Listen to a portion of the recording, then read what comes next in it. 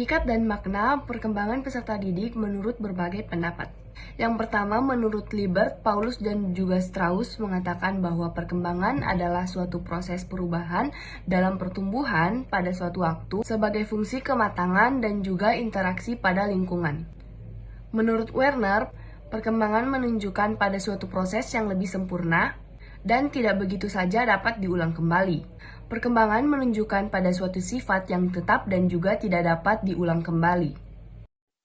Pertumbuhan merupakan perubahan-perubahan secara fisiologis sebagai hasil dari proses kematangan fungsi-fungsi fisik yang berlangsung secara normal dalam perjalanan waktu tertentu.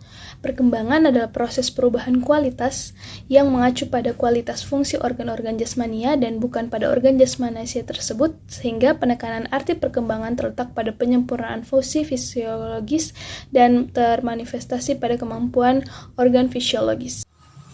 Perubahan-perubahan ke arah terorganisasi dan terintegrasinya suatu aspek menunjukkan adanya kontinuitas perubahan-perubahan yang terjadi berlangsung terus pada tahapan-tahapan perkembangan. Berikutnya dengan cara-cara yang sama. Apa yang ada pada perkembangan sebelumnya diteruskan pada tahapan perkembangan berikutnya. Sedangkan perubahan ke arah diferensiasi yaitu timbulnya karakteristik baru yang berasal dari sesuatu yang sebelumnya masih global disebut diskontinuitas. Perbedaan pertumbuhan dan perkembangan. Yang pertama, pertumbuhan dapat terhenti, sedangkan perkembangan tidak dapat terhenti atau berlangsung seumur hidup. Yang kedua, pertumbuhan berfokus pada peningkatan kuantitatif, sedangkan perkembangan dikaitkan dengan peningkatan kualitatif dan kuantitatif.